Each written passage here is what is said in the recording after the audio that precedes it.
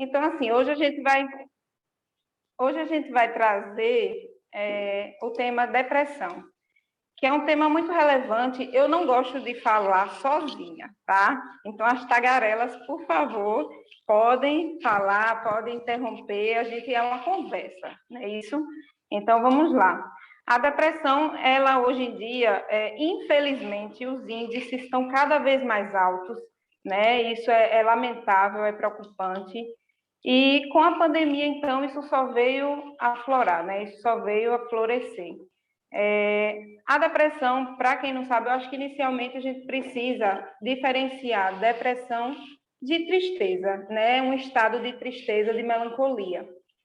Talvez o que diferencia a depressão da tristeza são três itens principais, que é a intensidade do humor deprimido. O humor deprimido, digamos que é a característica principal. Ele vai estar na depressão, tá? Então, a intensidade desse humor deprimido, né? A persistência, ele precisa de uma duração mínima de umas 2 semanas, pelo menos, para se configurar com uma possibilidade de depressão e ter um quadro incapacitante para aquela pessoa, né? A rotina daquela pessoa, de certa forma, ela acaba ficando restrita, acaba ficando limitada por todos os sintomas que ela está vivenciando, que não é só o humor deprimido, a gente vai estar falando mais à frente um pouquinho, né?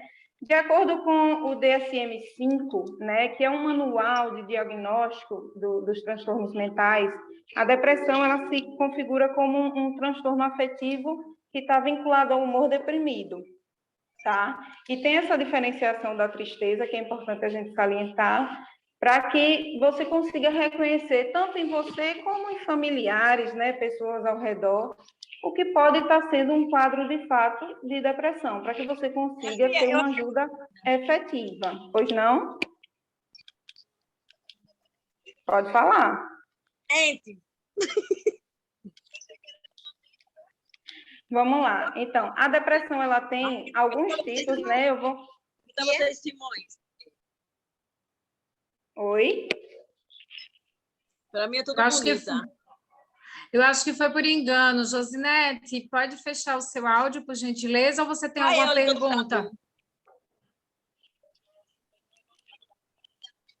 Eu acho que foi por engano, Pati. Pronto, tudo bem, sem problema. A depressão, ela tem diversos tipos, né? Tem a depressão pós-parto, tem a depressão sazonal, que é uma depressão muito mais comum em cidades que têm uma condição climática diferenciada, vinculada ao frio, né? Então, esse estado depressivo da depressão sazonal, ela é associada ao frio no sentido da melancolia que o clima traz, tá? Tem a depressão psicótica, que ela tem alguns sintomas da depressão corriqueira, digamos assim, né? Alguns sintomas corriqueiros, porém tem a apresentação de alucinações e delírios, né? Também junto. E tem a depressão maior, que é, digamos que é o quadro mais geral, né? O mais generalizado, o mais encontrado da depressão, que pode ser leve, pode ser moderado e pode ser grave. O grave, geralmente, é quando os sintomas persistem por mais de 6 meses, tá bom? Eu quero que vocês até participem, para cada tópico a gente está discutindo junto, se alguém tiver alguma dúvida, pode interromper, tá bom? Se tiver algum comentário a fazer, alguma experiência durante a minha fala, pode se sentir à vontade, ok? Vamos lá. Ok, Pati. Pronto. Então, vamos lá. Quais são os sintomas principais da depressão? Eu vi que você citou que tem humor deprimido. Mas, assim, além desse humor deprimido, é bom deixar claro que o humor deprimido ele é um sintoma, e para a gente já partir para uma classificação de depressão, precisa de pelo menos 5 sintomas, né, que estejam persistindo de forma consolidada, incapacitando as rotinas daquela pessoa. Então, assim, tem um leque de sintomas que podem aparecer na depressão, e eu vou citar alguns para vocês terem mais ou menos uma ideia, né? A depressão, além do humor deprimido, ela pode trazer alterações no sono, não só na insônia, propriamente dita, como algumas pessoas pensam, mas também o sono excessivo, né? A questão da alteração do apetite, Tem pessoas que perdem peso abruptamente, muito peso, e tem pessoas que fazem o movimento contrário, né, que ganham alguns quilinhos. Tem alterações na libido. A gente também pode ver sintomas como sensações de culpa, né, anedonia, que é a perda de interesse, é um termo que é usado para definir a perda de interesse pela vida, interesse por atividades que antes eram ditas prazerosas, né, para aquela pessoa e não mais são vistas dessa forma. A gente tem também, deixa eu ver aqui minha colinha, né, porque ninguém é de ferro. A gente tem também alterações na concentração, são bem constantes. Na tomada de decisão, a pessoa ela não consegue ter iniciativa para decidir mais sobre a vida dela. Isso fica também bem restrito, bem limitado. A pessoa fica com sentimentos de culpa, sentimentos de inutilidade, né? Muitas vezes, por ter esse sentimento de inutilidade, esse sentimento de culpa, acaba ficando irritadiça, né? Apresentando um comportamento como se fosse um copo que está cheio e qualquer coisinha que acontece com aquela pessoa é como se fosse uma gotinha e transborda. Então, as reações são muito descabidas, talvez, para a situação, que já é parte do quadro. A gente também pode perceber lentidão motora e na fala. A pessoa fica mais lenta, né? Mais aquela coisa assim. A baixa energia, que já é também uma situação bem típica do quadro de depressão, né?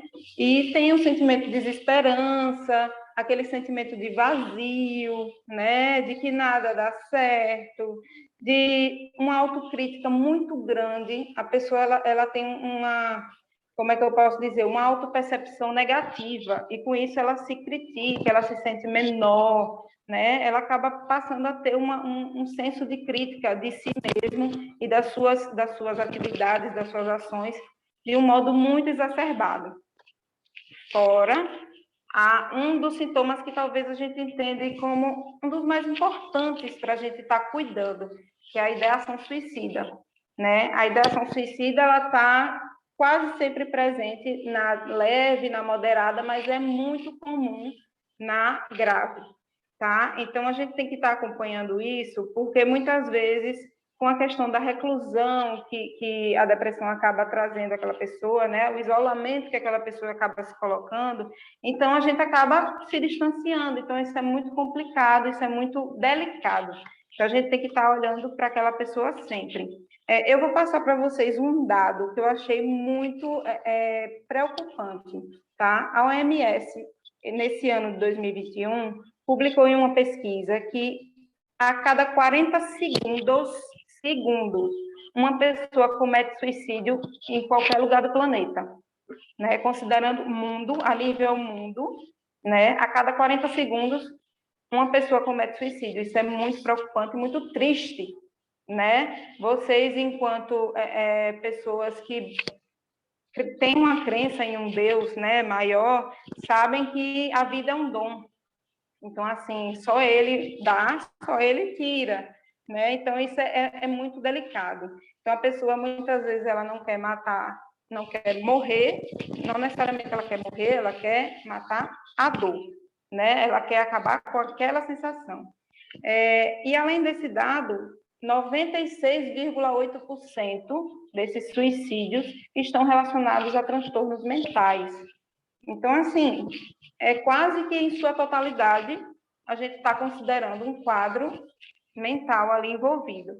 Então, a gente tem que estar sempre de olho, né? A gente tem não só que ficar percebendo o outro, mas principalmente a gente tem que conhecer as nossas emoções, para a gente estar sempre se monitorando.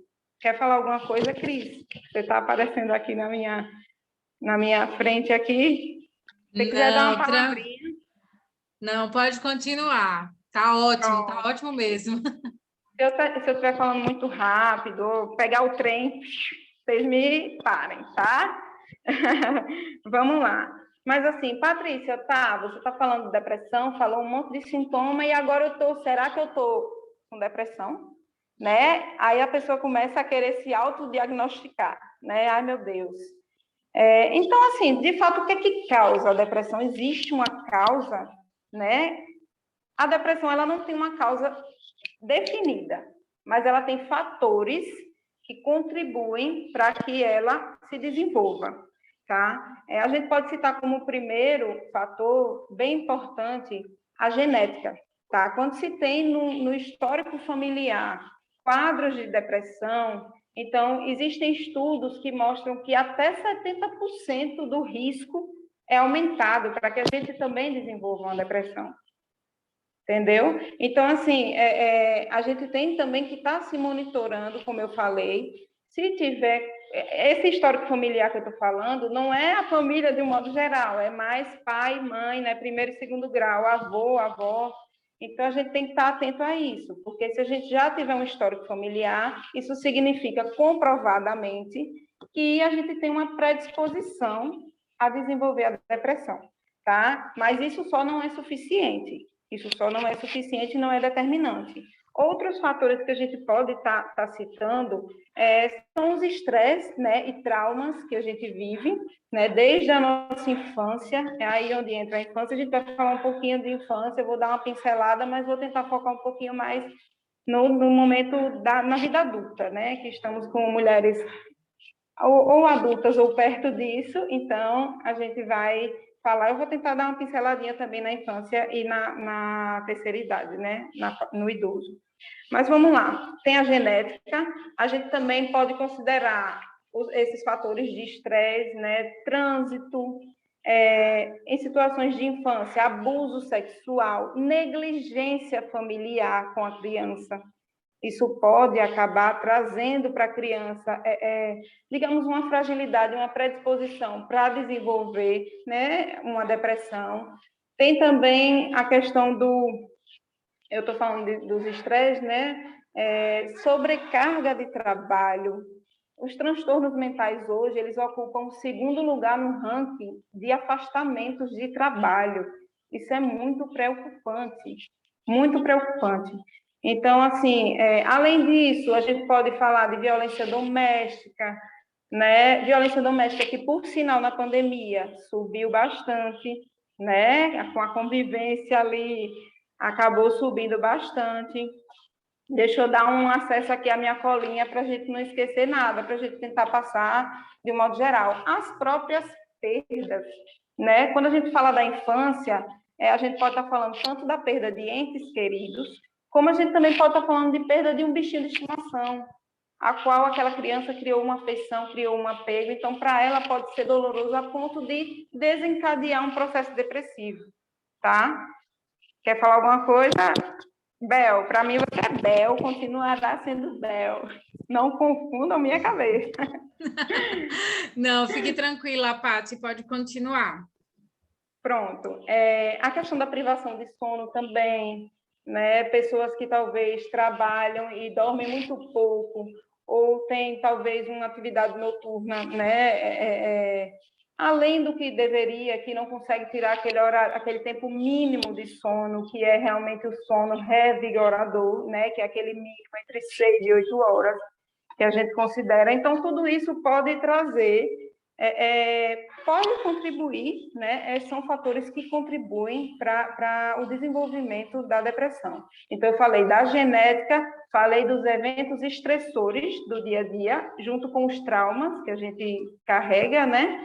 Tem também as atividades e as substâncias tóxicas, né, que contribuem muito. Basicamente, o que a gente faz e o que a gente ingere influencia diretamente na nossa função cerebral, em como o nosso funcionamento cerebral vai acontecer. Então, assim, isso eu falo desde a alimentação, né, alimentação de situações industrializadas, alimentos industrializados. Tem até um pesquisador que ele fala que o intestino é o segundo cérebro. Eu não sei se vocês já ouviram essa expressão. O cérebro, eu não sei se vocês têm esse conhecimento, já ouviram falar nessa situação, mas, assim, o intestino, ele tem uma ligação muito importante com o cérebro.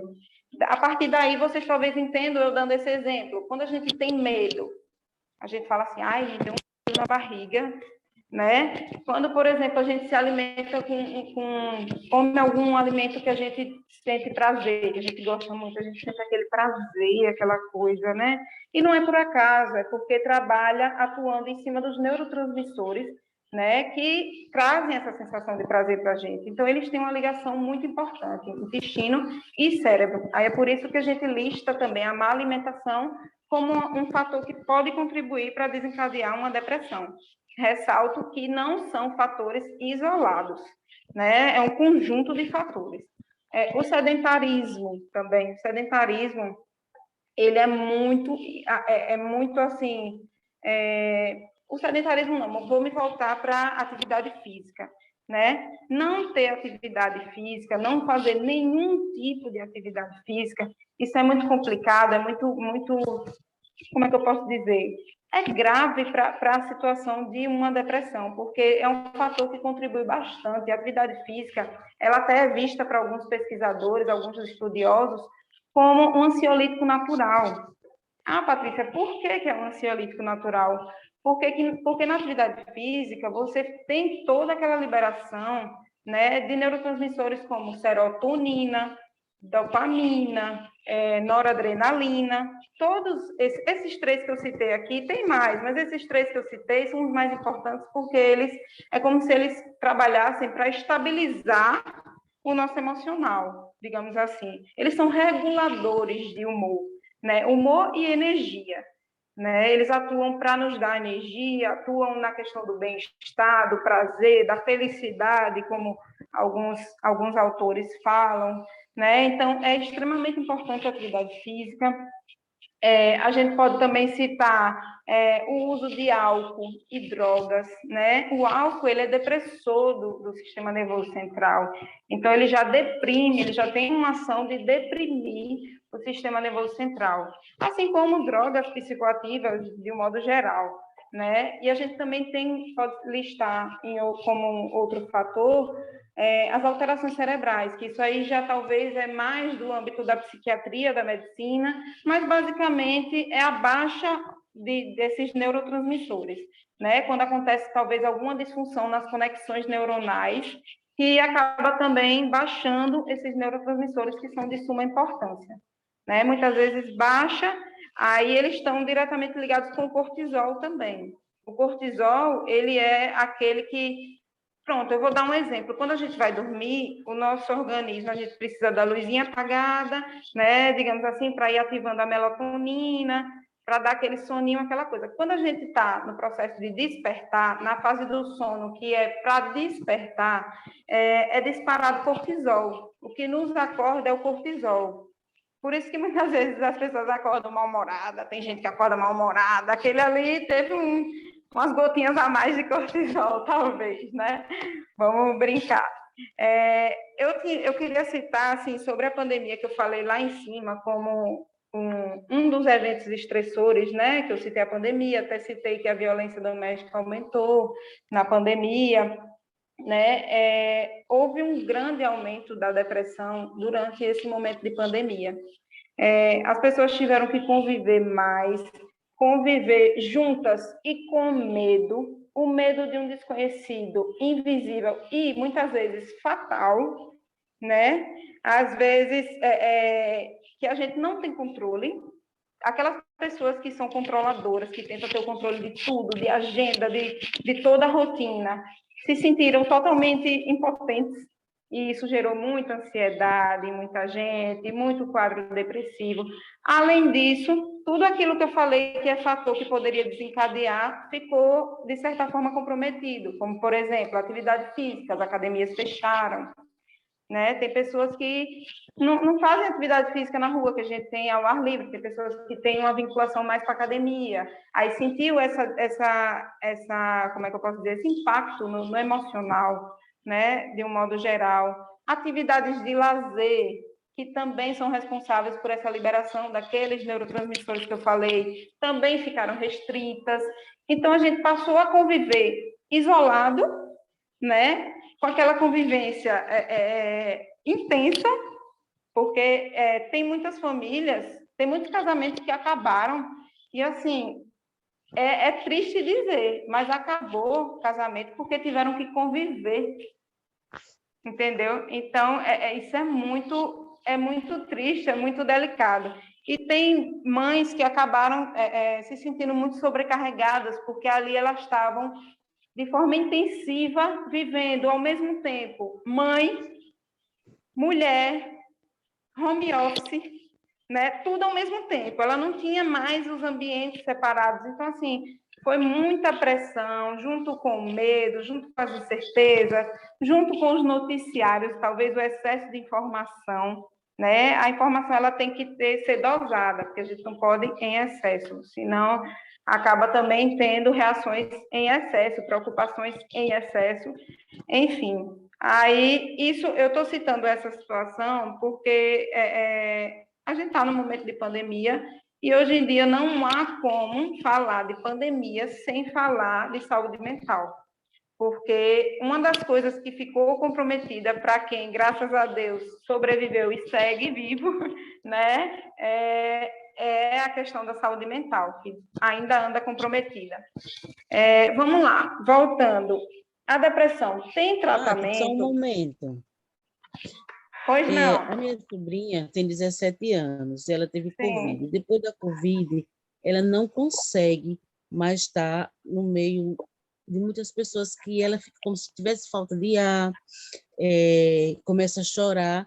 Pode já estar desencadeando uma depressão? Pode sim, se isso tiver, lembra sempre que não é só os sintomas, mas a gente tem um cenário que esses sintomas têm que estar encaixados, né? De intensidade, de persistência mínima de 2 semanas e de incapacitar. Se ela tiver com esses 3 itens, é interessante que já procure ajuda. Ela viveu um trauma, né? Eu não sei o nível do Covid, mas provavelmente teve um medo da morte ali envolvido, né? E, assim, é importante que ela procure ajuda, porque algumas pessoas que estão internadas estão retornando para a residência, estão desenvolvendo depressão, porque sai do hospital vivo, graças a Deus, mas eu saí talvez de um ambiente seguro para cair novamente naquele cenário que ainda existe, naquela realidade que ainda existe. Então, meu Deus, será que eu estou imune? Eu já passei por isso, será que eu estou imune?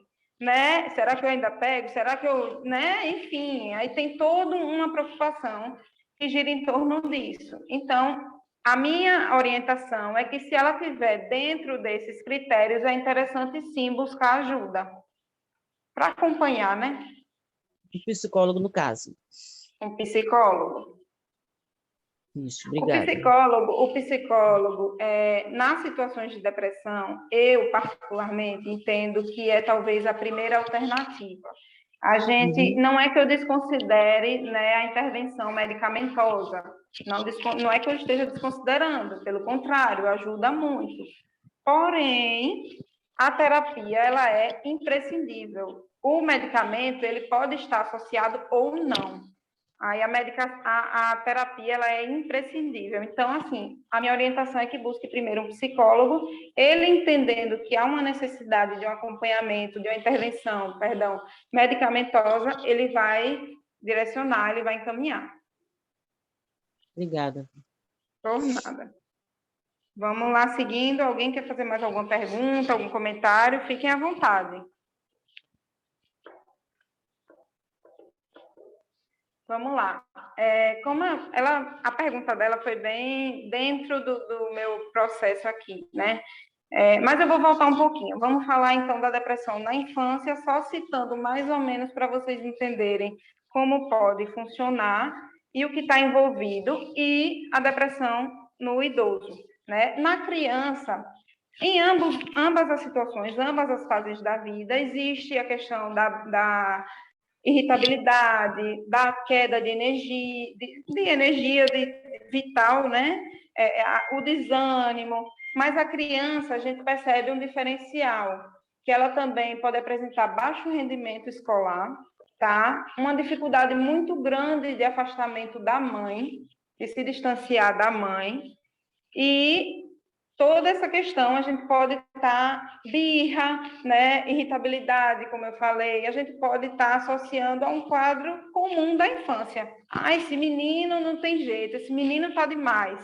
Mas a gente tem que observar o contexto, né? Muitas vezes ele se isolou um pouco mais, Às vezes, o excesso de celular também faz com que ele se isole, já proporciona um isolamento de outras atividades, de contato com outras pessoas. Então, tem que estar acompanhando isso. É o que eu posso citar, assim, como um diferencial para a gente estar observando. Fora todas aquelas coisas que eu falei, adaptando ao mundo infantil, né? Vocês podem acrescentar essa questão do baixo rendimento escolar e essa questão vinculada à mãe. Ô, Ok? Patrícia, aqui é a Oi. Zenaide que está falando. Oi, Eu sou tudo do bem? Distrito de Neópolis, tudo bem, eu quero fazer uma pergunta. Pode falar. É possível que uma pessoa tenha o problema de depressão ou síndrome do pânico? Assim, a avó tinha. É possível que uma das filhas dela venha ter, ou uma neta, ou uma sobrinha, porque, assim, na minha família, por parte do meu pai, na minha família paterna, a gente tem quase em cada uma das minhas tias ou dos meus tios, tem um filho com esse problema. Por exemplo, na casa da minha mãe tem minha irmã mais velha. Ela tem problema de depressão, síndrome do pânico, né? E eles se tratam com o psicólogo, com o psiquiatra, e eles acharam melhor eles serem medicados, porque se não tomar remédio, minha irmã mais velha mesmo, ela tem cada crise que a pressão dela sobe, que ela é hipertensa, acelera o coração, ela pensa que está com dor, que o coração dela vai sair. Aí eu tenho uma tia, a irmã do meu pai, ela tem um filho que tem os mesmos sintomas. Eu tenho outra tia, irmã mais velha, do meu pai, que ela tem uma filha que está até internada esses dias, se chama Marilene, né? Eu tenho outro tio também, que tem mais uma filha, se chama Nilma, ela também tem os mesmos sintomas, e agora desencadeou em uma prima nossa também os mesmos sintomas. Eu levei ela para o psicólogo tem uns 2 meses atrás, e agora ela está fazendo tratamento psicólogo. Na quarta-feira, ela foi para a igreja, né, ela é adventista, e o médico tinha mudado o medicamento dela. E aí ela tomou o remédio, na igreja era 8 horas, ela disse que quando chegou em casa, que jantou, que foi dormir, aí começou. É um acelero que dá assim no corpo, ela diz, começa a tremer, treme, que você olha para ela assim, pensa que ela vai se desmanchar, se tremendo toda, e achando que vai morrer, e chega, me socorro, aí leva para o hospital, lá, toma uma injeção, uma coisa melhora, vem para casa. Aí o povo fica aqui dizendo que é hereditário isso, porque eu acho que não sei quem, alguém tinha na minha família no passado, não sei se era bisavó, e agora desencadeou em um monte dos nossos. A minha irmã já tem uns 15 anos que está nessa luta, se tratando com psicólogo, com psiquiatra. Então, eu queria saber se isso é verdade, que assim, que hereditário, passa de alguém, de mãe para filho, para neto. Não é que é hereditário. Quando a gente classifica como hereditário, é uma questão que parece que já vai ser de pai para filho, já há uma condição ali, né? Então, não é assim, é genético, é um componente genético que deixa aquela pessoa com uma predisposição maior do que alguém que não tem um histórico familiar, não tem no histórico familiar algum quadro de depressão, ansiedade. Talvez o que é sua filha, ela? É minha irmã mais velha. Tá. O que ela pode estar passando é algum momento de ansiedade, né? O horário que a ansiedade que é mais propício para ter crises de ansiedade, por incrível que pareça, não tem um horário certo, não. Mas à noite, quando a gente está ali deitada, né? É você com você mesmo. Então, é muito viável acontecer uma crise de ansiedade. A pessoa fica muito mais vulnerável no momento da noite para ter crises de ansiedade. Então, provavelmente o que ela teve foi uma crise de ansiedade. Se ela estiver fazendo o acompanhamento para saber as dosagens de medicação, se ela estiver usando na posologia correta, né, a quantidade correta, as miligramas corretas, sem ficar, querendo ou não, se auto-sabotando, né, porque tem algumas pessoas que, hoje eu estou bem, não vou tomar remédio, vou tomar só a metade. Aí isso pode agravar até as crises de ansiedade. Ela está tomando direito? Não, Sim. a minha irmã é assim, quando ela está tomando direitinho, certinho, ela realmente não tem crise. O problema também é porque, com o tempo, a medicação parece que tem que ser mudada, porque parece que não serve mais. Como ela já toma há mais de 15 anos, Aí agora mesmo ela foi para o psicólogo a semana passada, porque não estava, parecia que não estava resolvendo. E aí ele foi e mudou de remédio. Já a minha prima, Patrícia, como começou tem pouco tempo, né? Aí o que é que acontece com ela? Ela toma o remédio, se daqui a 1 hora ela for dormir e acontecer uma crise, ela disse que é do remédio e não quer tomar. Aí eu digo, eu até mandei esse link para ela, para minha prima, porque esses dias ela estava em crise. Só que, para completar, ontem, um sobrinho dela foi atropelado e morreu na hora. E hoje, uma filha dela com sintomas parecidos com o dela está no hospital desde umas 6 horas da noite. Aí tudo isso complica mais para ela, né? Então, ela não está assistindo, Sim. mas eu mandei o link para ela assistir, justamente para ela tirar as dúvidas dela, porque eu já disse, olha, Degilza, não é o remédio, você tem que tomar todos os dias. Eu acho que justamente quando ela toma e sente mal, ela bota na cabeça que vai fazer mal, eu acho que faz. Eu não estou entendendo. Ela está Veja, deixa eu só assim tentar te dar uma resposta de uma maneira geral, porque você acabou citando algumas pessoas e eu confesso que me perdi um pouquinho nas histórias, mas assim, crise de ansiedade, a pessoa tem que tentar fazer a terapia e se tiver com intervenção medicamentosa, tem que usar o medicamento da forma correta, né, com aquela clareza, com aquele entendimento de como é para ser utilizado. A gente não está falando de um paracetamol, de um dipirona. Tem que ter muito cuidado no uso de medicamentos para depressão, né, de ansiolíticos, de psicotrópicos, de um modo geral. Então, assim, a orientação que eu dou é que ela tente firmar, eu não sei se ela está constante na terapia, ou ela talvez vai quando agrava um pouco mais os sintomas, não sei. Tente estimular que ela fique, tenha uma assiduidade mais correta, mais efetiva na terapia e com o uso da medicação, né? Tem esses fatores estressantes que servem de gatilho, então é interessante a terapia porque ela precisa se conhecer, porque ela precisa identificar esses gatilhos. A crise de ansiedade, ela não tem que ser vivida em vão, ela tem que ser vivida de forma dentro eu sei que as pessoas ficam desestabilizadas quando tem crise, ficam muito preocupadas, ficam com sensação de morte, com falta de ar, que vai infartar. Eu sei todos os sintomas da ansiedade são fortes, são reais, tá? A pessoa realmente ela está sentindo aquilo, mas com uma respiração que vai ser também ensinada na terapia, né? Provavelmente o psicólogo vai passar técnicas de respiração, técnicas de identificar quais são esses gatilhos, porque ela precisa atuar nos gatilhos. Mas para ela atuar, ela precisa ter esse exercício de autoconhecimento. Ela não desenvolveu uma crise de ansiedade por acaso. E assim, a crise de ansiedade, ela sempre vem proveniente de algum gatilho, seja um cheiro, seja uma memória, seja alguma associação que ela fez com um jornal que ela assistiu, entendeu? Seja por algum medo que ela acabou também fazendo alguma associação ali no cenário dela, no contexto dela, na casa, no trabalho, enfim. Então, assim, a ansiedade, a gente tem total controle sobre nós. Nós estamos, quando a gente tem ansiedade, a gente tem que aprender uma coisa, que nós estamos com ansiedade, nós não somos a ansiedade. Quem controla a ansiedade somos nós.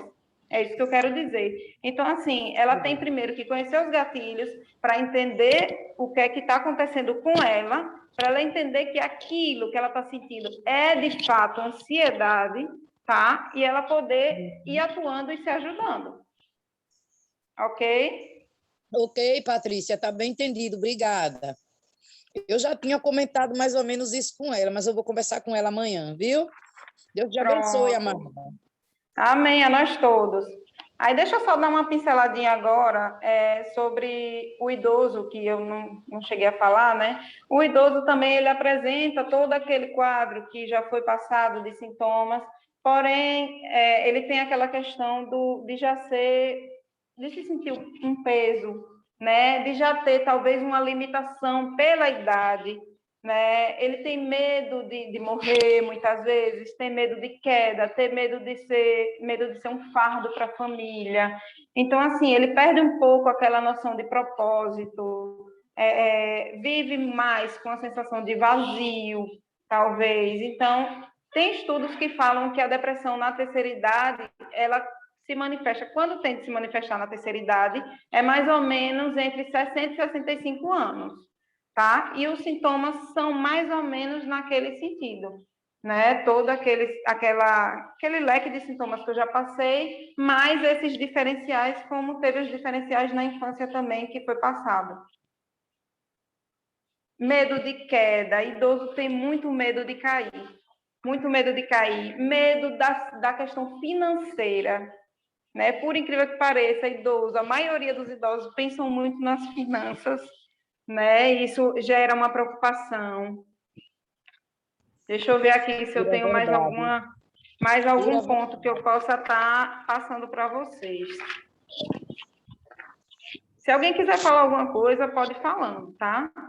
O idoso, automaticamente, ele já vive um cenário, né, que os filhos casaram, né? Em sua maioria das vezes, o cenário é esse, os filhos casaram, ele já tem um isolamento ali, muitas vezes perdeu o cônjuge, né, que também já era idoso, aí já se sente sozinho, já pensa que ele é o próximo, né? Tem todo esse sentimento. Então, o cenário na fase, né, idosa, na terceira idade, é mais ou menos esse, que direciona para a depressão. Então, a família tem que estar sempre mantendo aquele apoio, mantendo aquela presença, né? Mantendo aquele estímulo de conversar, né? De estar sempre estimulando mesmo, de que ele seja participativo, porque o idoso em si acaba tendo menos assuntos em comum, porque ele já não trabalha mais, talvez já não tem uma visão muito boa para assistir jornal, já não ouve tão bem, não sabe como é que está a realidade, né? Então, assim, acaba ficando com menos assuntos também para compartilhar entre os seus. Então, assim, é interessante que a família tenha esses estímulos de ficar sempre buscando, fazendo atividades dentro da limitação, atividades que eles gostem, né? Para estar justamente prevenindo o desenvolvimento de um quadro depressivo. O que você está falando é pura verdade, Patrícia. Minha sogra é assim. Quando eu vou para lá, eu fico o tempo todo com ela, tentando fazer o que ela gosta, porque ela também, assim, ela se preocupa muito com dinheiro. Não, porque ela tem 2 aposentadorias para ela sozinha, mas o dinheiro nunca vai dar, né? Elas pensam que nunca vai dar e tudo.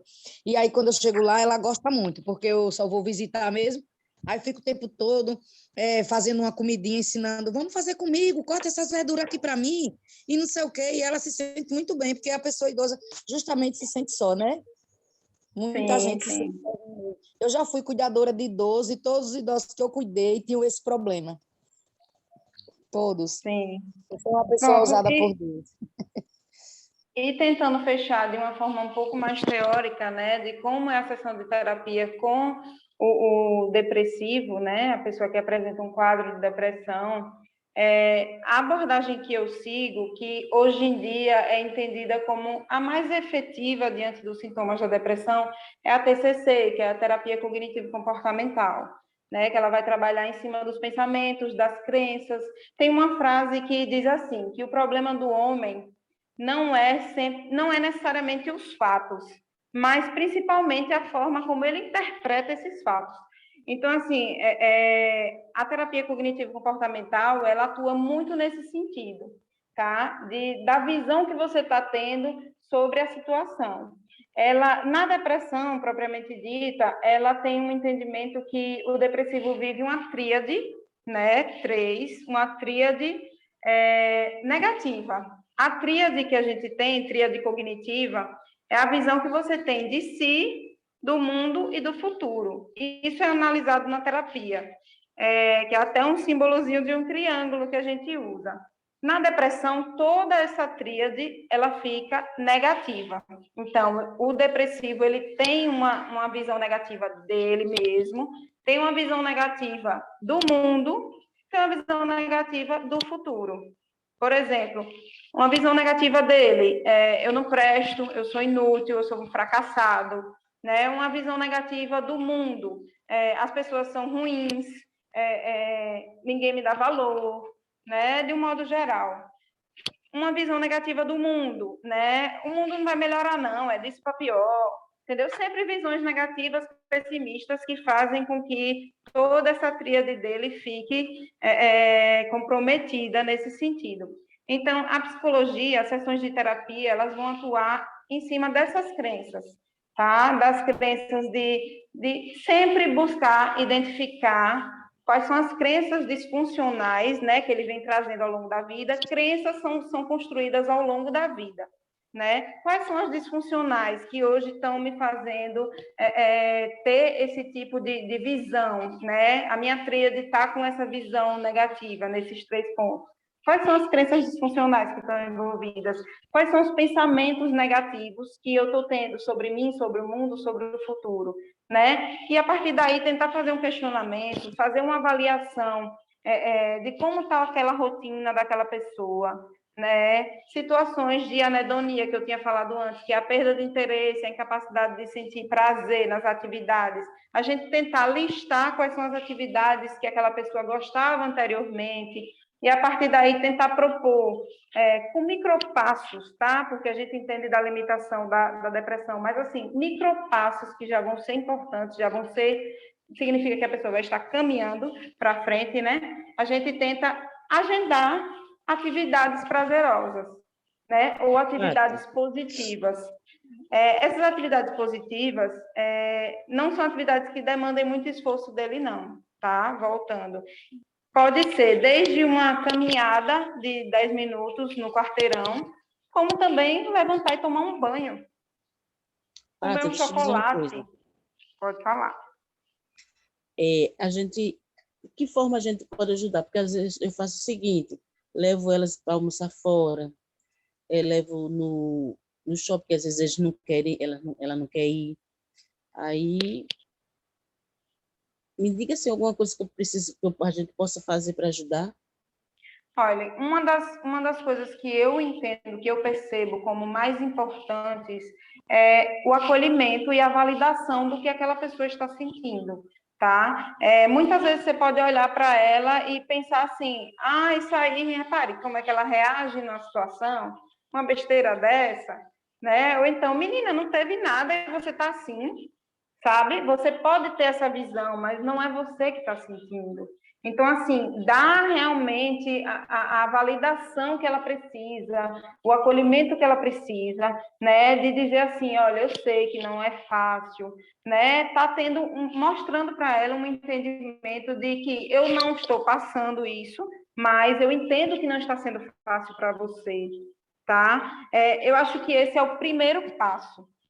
Toda a estrutura de tratamento, a gente já falou aqui de psicoterapia, de auxílio com psiquiatra, medicamento, né? Tentar estimular atividades de lazer, comunicação, deixar aquela pessoa mais ativa, né? No sentido de se sentir útil mesmo, de se sentir querida, né? Mas, principalmente, uma das coisas que talvez o depressivo, o ansioso, mais sente necessidade, digamos assim, de que as pessoas em volta validem o sentimento dele, acolham de verdade, né, sem julgamentos, acolham, mostrando que aquilo que ele está passando, você entende e você valida, né? Aquilo, você, como eu falei, não sou eu que estou passando, eu não sei realmente como você está se sentindo, mas eu acredito que não esteja sendo fácil.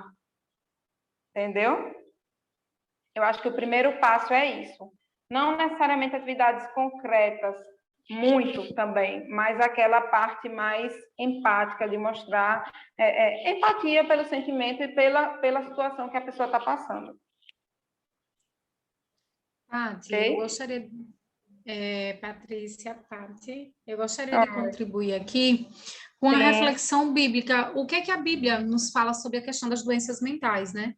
E tem quase mais ou menos uns 3 princípios básicos que, tipo, eu não estou passando por esse momento, mas o que é que eu posso fazer para ajudar? O que é que a Bíblia me traz de respaldo para poder ajudar essas pessoas que estão fazendo?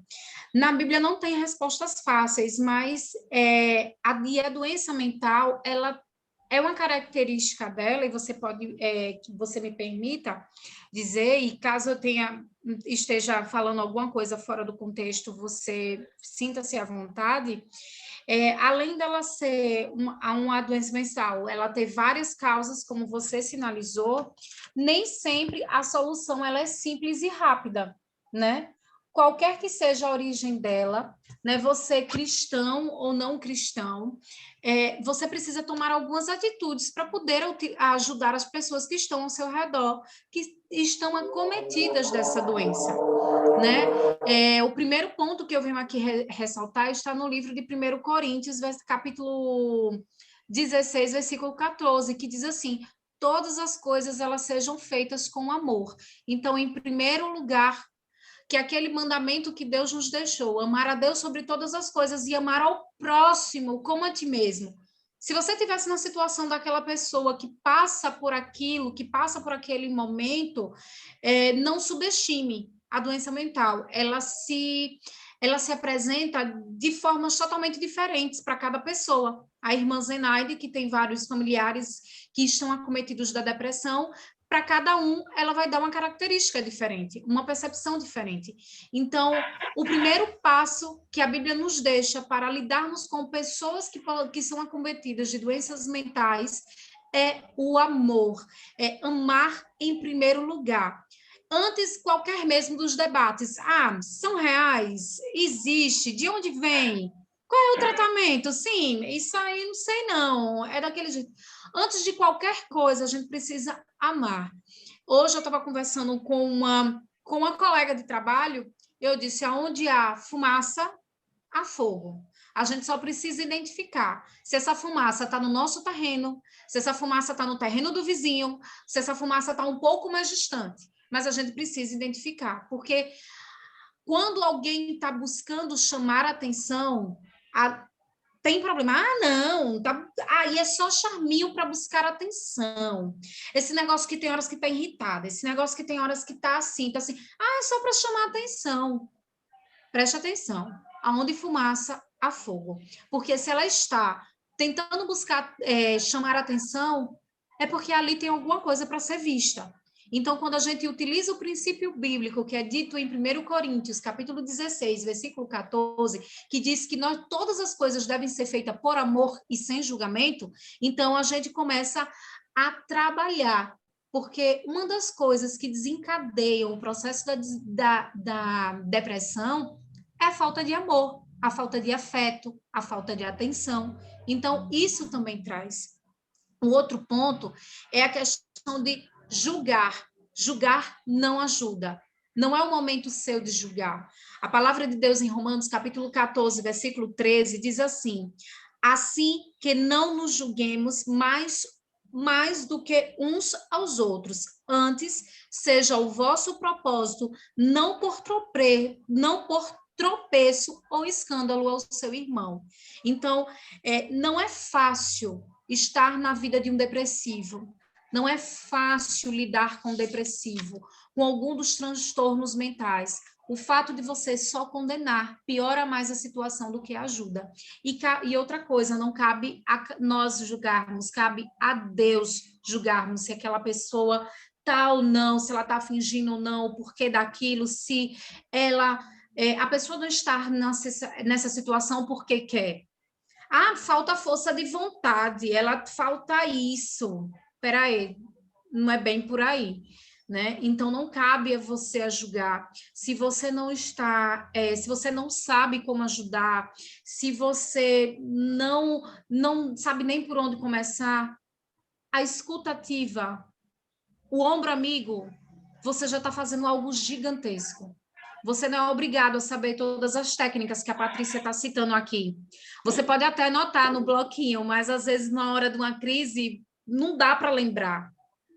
O fato de você estar do lado já é um auxílio gigantesco. Né, Bel? Isso, o acolhimento. E terceiro e último ponto que a Bíblia nos traz como lição é usar a segurança para admitir a fraqueza, né? Se a pessoa ela está em um ambiente seguro, ela consegue admitir a fraqueza de que ela vai pedir, ela não consegue lidar com a depressão sozinha, né? Existe um transtorno da depressão que é o depressivo sorridente, né? Que é aquele que está sorrindo aqui, mas em um momento ele é confrontado e normalmente ele está sozinho, e aí é quando a depressão bate. Nossa, eu não sabia que fulano estava assim. E aí, quando a gente vai perceber, essa pessoa já está com automutilação, ela já está fazendo tentativas de suicídio, e você fez assim, peraí, fulano, nunca percebi isso, né? Então, a gente precisa proporcionar às pessoas que possuem não só a depressão, mas tantos outros, como o transtorno de ansiedade, transtornos de personalidade, a gente precisa proporcionar um ambiente seguro. E a palavra de Deus diz, em 1 Tessalonicenses 5,14, ele diz assim: rogamo-vos também, irmãos, que ademoesteis, ou seja, fale, né? Chame atenção às pessoas que são desordeiras, mas também console as pessoas que têm um pouco ânimo e sustente aquelas pessoas que são fracas e sejam pacientes para com todos. Ou seja, ele diz, se você está vendo uma pessoa que é fraca, seja paciente com ela. Console as pessoas que estão com pouco ânimo, né? A tradução do hebraico, do grego, que esse livro, né, o de Tessalonicenses, foi escrito no grego, ele traz justamente isso. A profundidade, às vezes, não é traduzida da forma correta para o português. A pessoa com ânimo, com pouco ânimo, é com tristeza profunda, é depressão. Então, consolar essas pessoas. Forneça a ela um ambiente seguro. O medo, a ignorância, a apatia, o preconceito com a doença, faz com que essa pessoa se retraia mais e ela não busque ajuda. Então, você, enquanto espectador, você pode ajudar proporcionando um ambiente seguro. E isso não sou eu que estou falando, isso são princípios bíblicos, né, que a gente tem que aplicar na nossa vida. A Bíblia ela não tem, ressalto, não tem respostas fáceis e diretas para tudo na vida, mas se a gente buscar, a gente encontra. E esses são 3 pontos que eu queria trazer aqui, esses 3 textos bíblicos. Primeiro, amar antes de julgar. Julgar não ajuda. E terceiro, proporcione um ambiente seguro. Essas são as 3 lições que eu queria compartilhar para você, como resposta da Bíblia à doença mental. Na verdade, eu consigo até fazer uma relação, assim, facilmente entre os 3, viu, Bel? Porque se você ama, automaticamente você tem uma capacidade maior de talvez entender aquilo e não julgar. E se você faz os 2, automaticamente você constrói um ambiente seguro. Se você julga, já é diferente, já acontece o contrário, aquela pessoa já se sente insegura, já se isola mais, já não expõe, né, o que talvez pensa. Então, assim, foi muito encaixadinho as 3 opções que você falou. Eu percebi um cenário completinho aí em tudo que você falou. É o princípio bíblico, né? É o princípio bíblico. Sim, perfeito. Amar a Deus sobre todas as coisas. Se eu amo a Deus, eu amo ao próximo. Se eu amo ao próximo, eu me coloco no lugar dele. E se eu me coloco no lugar dele, é aquilo que eu não quero para mim. Isso é uma cadeia. Então, eu multiplico o amor. Se eu multiplico o amor, todas essas outras coisas acontecem, como você falou. Estão tudo muito juntinha. Bel, Isabel, né? Bel, tá falando aí. É o seguinte, né? Algum tempo aí atrás, pelo fato da gente já vir convivendo com esses problemas, assim, doença mental na família, né? Uma coisa assim que às vezes sempre sou eu que corro atrás, que luto, porque a minha mãe já é idosa, e eu prefiro não deixar minha mãe se envolver, né? Aí teve um tempos aí atrás que minha irmã, ela tem um problema com um filho dela dá muito trabalho a ela, ele bebe, usa droga, e aí ela estava tendo crise muito constante, né? E um certo dia eu cheguei a fazer um comentário com a minha irmã mais nova sobre ela. E eu dizendo assim, meu Deus, eu não sei por que nossa irmã fica assim. É uma pessoa que ela tem um aposento dela, ela tem casa para morar, e não sei o quê, né? Falando assim, né? E aí fica parecendo que ela fica criando essas coisas para a gente estar preocupada com ela. E aí a minha irmã mais nova interpretou mal e disse que eu estava dizendo que ela era fingida. E aí contou a ela. Né? E aí, minha irmã, foi uma situação triste que aconteceu. Ela ficou muito irritada, ela disse tanta coisa, e eu chorei, depois pedi desculpa, pedi perdão a ela o tempo todo, que eu amo muito minha irmã, né? Deus sabe que eu amo demais.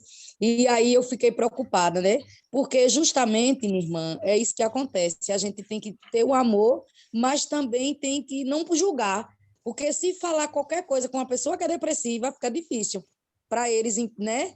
Fica difícil, a gente tem que ter muito cuidado, e como eu já tenho muitos casos desses da minha família, às vezes tantos problemas, a gente finda falando aquilo que não pode falar, e finda doendo, afetando a vida da pessoa. Uma outra coisa, Zenaide, é que a gente precisa se cuidar também, né? Quando a gente lida com depressivo ou com alguma doença mental de algum familiar, a gente precisa se cuidar, né? É importante a gente buscar a terapia, é importante a gente buscar esse autoconhecimento, porque aí é comum acontecer que a pessoa está cuidando do depressivo e daqui a pouco ela está desenvolvendo um quadro de ansiedade, quadro de depressão também, algumas sintomáticas isoladas. Então, é importante. É cansativo? É sim. Não é fácil. Eu estava ouvindo um relato de um episódio de uma professora da Universidade Federal, né, que é muito próxima a gente, cristã, porque as pessoas acham que as pessoas cristãs não vão acometer isso, né? E vamos separar as coisas, né? Uma coisa é uma coisa e outra coisa é outra coisa, né? Ser cristão, acreditar em Deus, porque algumas pessoas dizem, sabe, Paty, na comunidade religiosa, diz bem assim, é porque você não acredita em Deus, sua fé está pouca, você está orando pouco, então é por isso que a depressão está batendo na sua porta. E não é isso que funciona. Na igreja, você não ora, né? Porque a pessoa diz assim, você não ora, não anda tanto na igreja. E não é isso. Um dos comentários mais clichês e inapropriados para a depressão é que é falta de Deus, né? É falta isso de Deus, mesmo. Né? É bem comum. Isso aí é uma prova, né? Eu sei que vocês são mulheres de fé e ainda assim nós estamos todos vulneráveis, né? Do mesmo modo, eu falo de psicólogos, né? As pessoas talvez acham que psicólogos não podem desenvolver crises de ansiedade, depressão, por serem psicólogos, mas não necessariamente assim, não é assim que funciona, né? Justamente. E é a palavra de Deus, eu vou trazer aqui de novo uma citação que eu me tive essa semana com esse texto, que ele diz assim, em Romanos, né? Paulo, ele ressalta que todos nós pecamos, ou seja, brancos, negros, amarelos, todos nós vivemos de um mundo cheio de dores, não existe seleção para quem vai sofrer, quem não vai sofrer, porque ele diz, todos nós pecamos e destituídos estamos da graça. A graça nada mais é do que a eternidade, que é uma vida sem mácula, sem nada daquilo que Deus tem para nos oferecer. Ele nos promete a graça como uma oportunidade de redenção. Por que precisa de redenção? Porque a gente está em pecado. A gente está vivendo um mundo de erro, de acerto, de frustração, e ele nos promete um mundo sem isso. E sem a graça, a gente não teria. Portanto, se todos nós pecamos, então todos nós estamos suscetíveis às mesmas aflições, né? As aflições da depressão, da ansiedade, de uma doença física, de um câncer, de um Alzheimer, todos nós estamos. Então, por que para uma doença do câncer, do Alzheimer, você não diz que é falta de fé? Por que na mental você diz que é? Então, a gente precisa pensar muito bem nesse nosso posicionamento enquanto cristão, né? Porque a gente precisa dar nome ao que é certo, né? Nomear os nossos problemas da forma correta e não atribuir isso a uma falta de fé. É importante a gente entender, voltando um pouquinho, a questão do autocuidado, que ele é importante para as pessoas que cuidam das pessoas que estão acometidas da depressão, né? Porque cansa. Eu estava começando a citar de um caso de uma pessoa que a gente acompanhou recentemente, cristã, e que estava no almoço comum e ela surtou geral. Surtou de ter que ir para uma clínica, entrar na urgência psiquiátrica do São José, porque ela estava com surto psicótico. O que é isso? São alucinações, fala só, agressiva, todas essas Mania situações. De perseguição. Mania de perseguição, falando sozinha com as pessoas. Tem um termo, Paty, e aí, se você puder me ajudar, que é a questão da fala desconexa, né? Ela falando de forma, não estava concatenada, não estava uma sequência lógica, sem lógica nenhuma.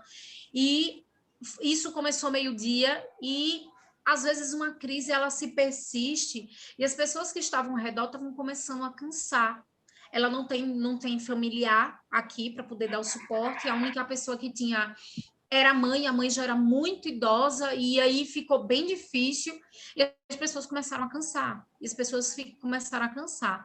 Mas foi o amor, o apreço, a amizade que fizeram elas continuar tentando ajudar, se deslocando do interior da cidade que elas estavam, né? Estavam comemorando e tal, então estava no interior, a 2 horas de distância daqui, se deslocarem no meio da noite para poder levar numa urgência psiquiátrica, né? O amor que move e que faz cuidar. Mas isso não quer dizer que você não vai cansar, que você vai estafar, que você vai dizer alguma coisa inapropriada, irmã Zenari, como a senhora disse.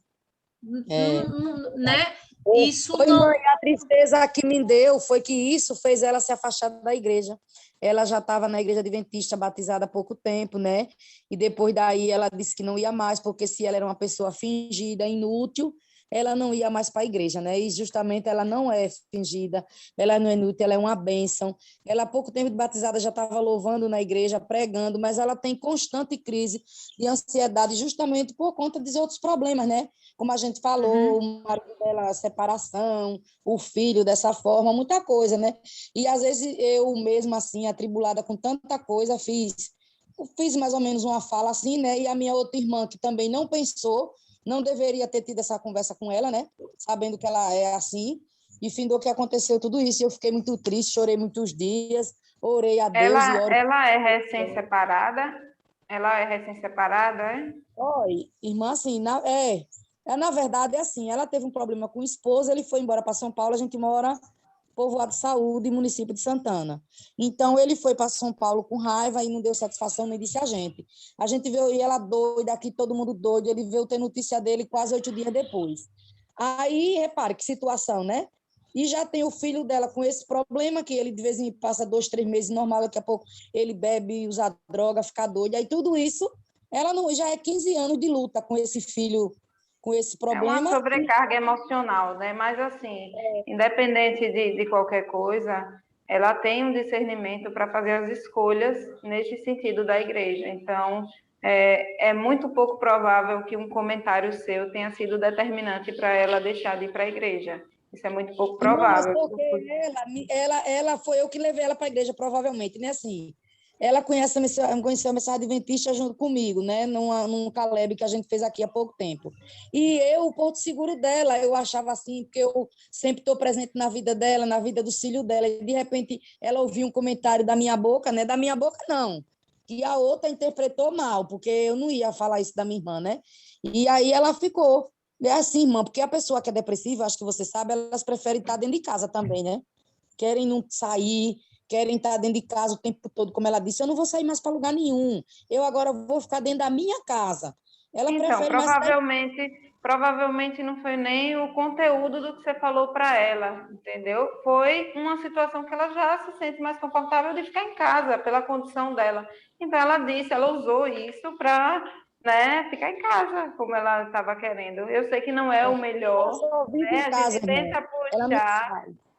A gente Ela tenta não sai para puxar, mas lugar nenhum, nem para casa da minha mãe. Ela só vai para casa da minha mãe, que mora aqui perto, se a gente for chamar ela para ir. Mas Ela só vem assim, sabe, para casa. Zenaide, não querendo interromper, já interrompendo, mas respeite o processo dela, né? Não carregue também essa culpa de que você foi a pessoa que levou e por um comentário ela resolveu não ir mais, né? Ela optou por isso e a culpa agora é sua. Não carregue essa culpa não, continue fazendo sua parte, né? E deixe as coisas se organizar. Continue próxima dela, dando seu apoio, independente dela ir para a igreja ou não. Tem outros momentos que você pode apoiar ela, né? Então, você faça a sua parte nesse sentido e respeite o processo dela também. Eu acho que um Não é dos isso? maiores Não é apoios, isso, Cris? Isso, Paty, e acho que um dos maiores apoios que você pode continuar, além de respeitando o momento dela, o processo dela, não confrontando se ela vai ou se ela não deixa de ir para a igreja, se ela tá ou não tá, é orando por ela. Porque aquele que iniciou a boa obra, a palavra de Deus diz o quê? Ele vai terminar. Se ele iniciou a obra dele no coração dela, chamando ela para perto, ele vai terminar a obra no tempo dele, no momento que ela puder, no momento que ela se estiver pronta e aberta para poder aceitar essa mudança, né? Então, é como o Paty disse, não se culpe, né, por conta de uma situação isolada. Tente se libertar dessa culpa, porque a culpa também ela é opressora, né? Libere perdão para você mesma e também permita ela sentir e passar pelo processo que ela está passando.